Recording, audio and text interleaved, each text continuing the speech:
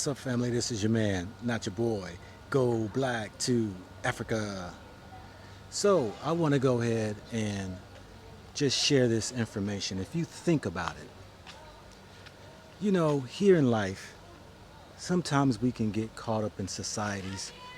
We can get caught up in systems where we believe it's doing the best by us, that we've achieved, we've overcome, and we have a sense of pride about ourselves.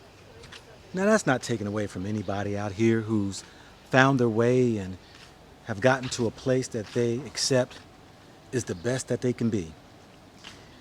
I'm not one to judge that. But I want to talk about something today because it came across my mind and how I receive emails from people, and people are saying that they are kind of stuck where they are, stuck in a country, stuck on their job, and afraid to make moves, afraid to make a change when it comes to their livelihood, their future, their children's future. But I title this subject matter, How the Poor and the Rich Can Keep You in Bondage. You see, there's a game that's played, unbeknownst to all of us, that you come from a place maybe of poverty, and you also see a place of poverty. You see there is a middle class, and you see there is a rich class. In this whole scheme of things, we know that we've started, basically most of us, brothers and sisters, from nothing. We started with little to nothing because, of course, our parents didn't have much to give us, if it was anything. And coming from these places, we know that we work our tails off and we start to make way in achieving maybe some income goals and living in neighborhoods and sending kids off to better schools, if you will. And you have a constant reminder of the poverty that you left. You see it every day. You drive by it. You even go visit some family members. You see it on TVs and movies, and it's a constant reminder that it's back there waiting for you. And it brings in this fear that if you lose what you have, you'll be right back there. So you go ahead and you begin to perform at a level that is, let's just say, stressful. Too stressful for you to even enjoy the fruits of your labor. It overcomes you. It actually controls you. And you even know that this ain't the way life is supposed to be.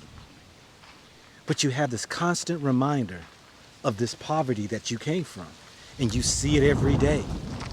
And you know that there's no way I want to go back to that. I call that really, the rider on the carriage, and you're the horse, and he's whipping you to continue on. Now, the other side of this is that you have a carrot in front of you, because you're the horse now. You're the horse that actually is doing all the work.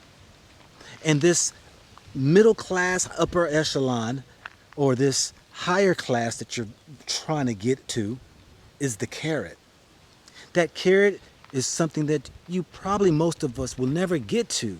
But somehow in our psyche, we believe that what we have achieved is great and that we're doing it. And so when you see the class that is rich, you see them and you know that they are in this different criteria of life. You become comfortable and you become complacent. And you're stuck on this hamster wheel, and you begin to operate within your life as though that you've done all that you can do. Matter of fact, you believe that you are in a place of freedom because you got the whipping of the one who, the poor, the constant reminder that you ain't trying to go back, so you're trying to move forward. And you got the carrot, a place you're trying to get to or achieve, to feel like that you're secure, to make you feel as though that you have achieved, and you feel that you've made it or arrived. But all of this that you're doing means nothing, because at the end of the day, you don't own anything. You haven't built anything. Your life is in the hands of somebody that can easily snatch away what you believe you achieved. This is a place now where you're caught in the middle.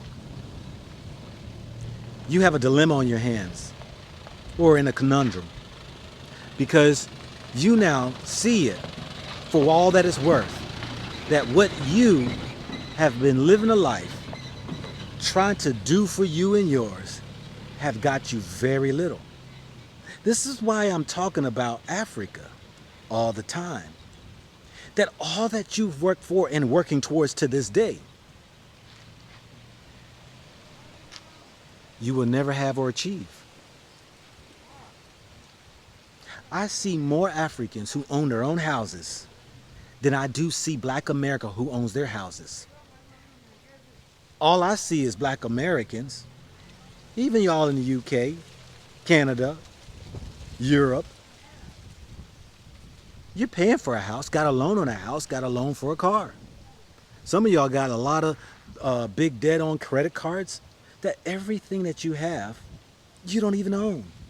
That you know at any moment of time that it all can be taken away, because you are dependent upon a system that has raised you to believe that a middle class living is A-okay, that you have arrived, but you own nothing. So that constant reminder, poverty, and that carrot in front of your nose, the rich,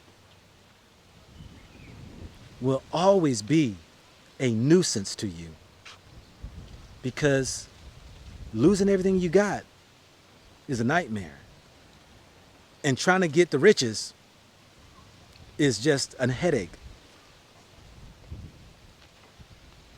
By you thinking that somehow you're going to be A-okay. You know, I'm just walking through here, and, you know, here's the beach right here as I'm chilling here in Zanzibar. And I'm looking at a lot of homeowners. A lot of people who come to Africa bought their houses. I was talking to an owner today. You know, he got in and bought his house for $30,000. It's worth $80,000 now. I'm seeing people who took the chance to go somewhere else, that they can buy a house paid off, forever to be theirs. And I'm thinking, how many people that I know has a paid off house? You know, my first time I paid off my house was about 10, 11 years ago. And it was a good feeling to pay off a house and not have to worry about a mortgage. Here in Africa, just in the 1 year, I've bought 3. Isn't that something? And looking at soon to purchase the 4th. And the amount I spent would have cost me one house that's decent in America, in a suburban neighborhood, would have cost me 4 of the homes that I've paid, or soon to be, in different countries. I say to my brothers and sisters out here who have a knowing within, that you've been asking yourself, how long am I going to continue in this rat race? Or your hard-earned money that you've saved up, for those who've saved their money, that you got to put down 20% on a house that you know is $3, $4, $5, $6, $8 to $1 million, and know that you won't even pay it off in 30 years. They say that the average time that an American stays in a home that they buy is 7 to 9 years, because they will upgrade or downsize, and by the time they get the equity out, they have to put on the other house, they're still back left in a mortgage. This whole lie about getting your home, your dream home, is only a dream. because you will never own it. And that's the consumerism of America. So next time that you look at all that you have acquired or accomplished, ask yourself, do you own it? Ask yourself, are you going down a rabbit trail that many before you have gone down and have nothing to show for it and nothing to leave your kids? Are you going to be the horse that gets whipped on his ass? The fear of poverty. Or the carrot in the nose, trying to grow and aspire to be rich. When all said and done, you still don't own anything. This is your man, not your boy. Gold, black, to Africa. Think about it, think about it, think about it, think about it, think about it, think about it.